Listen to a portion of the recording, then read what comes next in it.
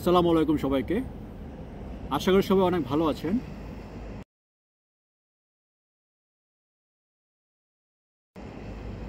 আমি আরমান, আছি রোমানিয়ার ব্রাসোভ শহর থেকে। তো গতকাল আমি একটা পোস্ট করেছিলাম। সে পোস্টের মাধ্যমে আমি জানতে চেয়েছিলাম যে আসলে আপনারা কোন বিষয়ের জানতে চান, কোন বিষয়ের উপর একটা ভিডিও করা যায়।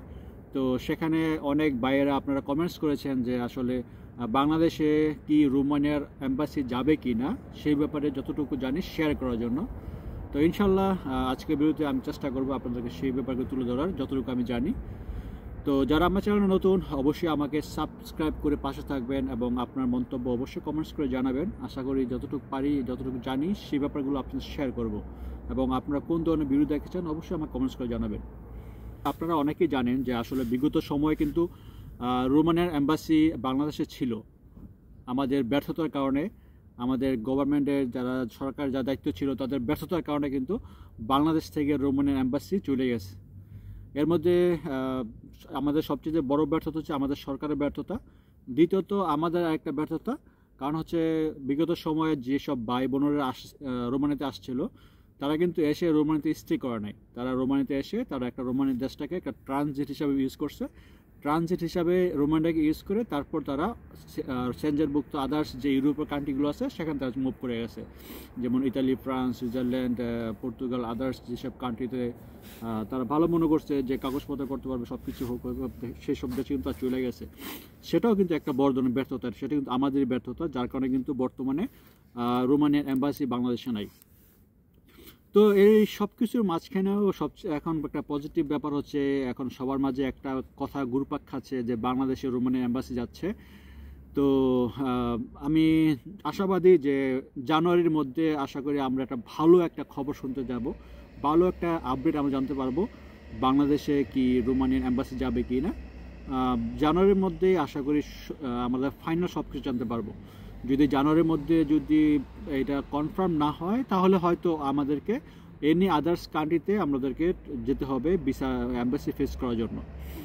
তবে যতটুকু জানি যে ইন্ডিয়া থেকে তারা মুভ করবে এনি আদার্স কান্ট্রি। এটা হতে পারে নেপাল বা পাকিস্তান বা আদার্স যেসব দেশে এম্বাসি আছে সেসব দেশে। তো এটা যতটুকু আমাদের নিকটবর্তী যারা পার্শ্ববর্তী যে দেশগুলো আছে সেগুলোর মধ্যে। তবে আমরা খুব বেশি আশাবাদী যে আমাদের বাংলাদেশে রোমানিয়ার এম্বাসি যাবে জানুয়ারির মধ্যে। আর যদি বাংলাদেশে রোমানিয়ার এম্বাসি যায় সেটা কিন্তু আমাদের জন্য হিউজ একটা অপরচুনিটি। আমাদের বাংলা ভাষাভাষী যারা আছে আমাদের জন্য কিন্তু হিউজ একটা অপরচুনিটি। কারণ হচ্ছে আমাদের তখন অন্য দেশের উপর ডিপেন্ড করতে হবে না। আমরা সরাসরি আমাদের দেশ থেকে আমরা ভিসা এম্বাসি ফেস করে ভিসা নিতে পারবো। সেকেন্ডলি হচ্ছে বাংলাদেশ থেকে ভিসার রেশিও আশা করি খুব ভালো হবে যদি সব কিছু ঠিক থাকে। এবং যারা বিদেশে এখন বর্তমান রোমানিতে স্টে করতেছে, যেমন লাইক এক্সাম্পল আমি এখন রোমানিতে আছি, যদি আমার ফ্যামিলি আমি রোমানিতে আনতে চাই আমি কিন্তু ইজিলি আনতে পারবো। এটা হচ্ছে যারা রোমানিতে আছে তাদের জন্য একটা হিউজ অপরচুনিটি। যারা রোমানিতে আছে আপনার টিআরসি কার্ড হওয়ার পর আপনার এখানে কিছু রুলস রেগুলেশন আছে, সেগুলো ফলো করার মাধ্যমে আপনি আপনার ফ্যামিলি ইজিলি আপনি আনতে পারবেন। তো যদি আপনার ফ্যামিলি আনতে চান সেটা কিন্তু আপনার জন্য খুব ভালো একটা সুযোগ নিয়ে আসবে যে বাংলাদেশের রোমানিয়ান এম্বাসি। কারণ হচ্ছে আপনার ফ্যামিলি কিন্তু আর অন্য আদার্স কান্ট্রি যেতে হবে না, ডাইরেক্টলি আপনার ঢাকা থেকে আপনার এম্বাসি ফেস করে সেখান থেকে যা যা ডকুমেন্ট লাগে সব সাবমিট করে সেখান থেকে ভিসা নিতে পারবেন। সেটা কিন্তু যারা ফ্যামিলি নিয়ে আসবেন তাদের জন্য আরও অনেক বড় একটা সুযোগ যদি বাংলাদেশের রোমানিয়ান এম্বাসি যায়। তো সর্বোপরি আমরা খুব আশাবাদী যে জানুয়ারির মধ্যে খুব ভালো একটা খবর শুনতে পাবো। এবং আপনারা হয়তো আরেকটা নিউজ আপনারা বিভিন্ন সোশ্যাল মিডিয়ার মাধ্যমে জানতে পারবেন বা দেখেছেন যে বাংলাদেশ থেকে প্রায় 3 লক্ষ মতো শ্রমিক নেবে রোমানিয়া 2025 সালে। আমি জানি না কতটুকু সত্যতা, তবে রোমানিয়াতে লোক নেবে এটা সত্য, কিন্তু কি পরিমাণ লোক নেবে সেটা আমি জানি না। তো সেক্ষেত্রে যদি আপনাদের কিন্তু অনেক বড় একটা সুযোগ হয়ে যাবে, আপনার জন্য খুব ভালো হয়ে যাবে। আপনার কিন্তু আর ইন্ডিয়ার উপর ডিপেন্ড করতে হবে না, এনি আদার্স কান্ট্রির উপর ডিপেন্ড করতে হবে না। আপনার সরাসরি ঢাকাতে এসে এম্বাসি ফেস করে সেখান থেকে আপনার ভিসা নিতে পারবেন। সেটা আপনাদের জন্য খুব বড় একটা অপরচুনিটি। পাশাপাশি আপনাদের যে একটা কস্ট, এই কস্টটা অনেকটা সেভ হয়ে যাবে। তো আশা করি জানুয়ারির মধ্যে ভালো একটা খবর শুনতে পাবো। তো সেই পর্যন্ত আমাদেরকে অপেক্ষা করতে হবে এবং আমাদের যারা বর্তমান সরকার আছে তাদের সুবুদ্ধি উদয় হয়েছে। তারা আসলে অনেক আমি কয়েকটা নিউজও দেখেছি যে ডক্টর মোহাম্মদ ইউনূস স্যারও এই ব্যাপারটা নিয়ে আলোচনা করেছে যে অ্যাটলিস্ট যদি বাংলাদেশে নাও আসে যাতে ইউনিয়ন যে ইউরোপিয়ান ইউনিয়ন যেসব দেশগুলো আছে প্রত্যেকটা দেশের এম্বাসি যাতে তাদের এম্বাসি বাংলাদেশের নাগরিকরা যাতে এম্বাসি ফেস করতে পারে ইজিলি, সেই ব্যাপারে কিছু তারা কাজ করতেছে। আশা করি ভালো একটা খবর পাবো আমরা 2025 সালের জানুয়ারি মাসে। তো সে পর্যন্ত আসলে আমাদের প্রত্যেককে একটু অপেক্ষা করতে হবে, ধৈর্য ধারণ করতে হবে। আশা করি বাংলাদেশে অনেক পরিবর্তন হচ্ছে, বাংলাদেশে অনেক কিছু হবে। আশা করি শেষ পর্যন্ত আমাদেরকে অনেক কিছু অপেক্ষার মাধ্যমে ভালো কিছু দেখতে পাবো।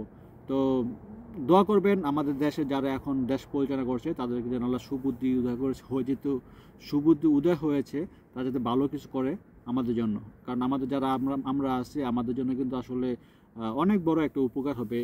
কী পরিমাণ যে উপকার হবে এটা আমি ভালো জানি, বা আমরা যারা এসেছি তারা ভালো জানি। আপনারা যারা আসেন নাই তারা জানেন না, কারণ হচ্ছে আপনারা এই ধরনের স্ট্রাগল করেন নাই।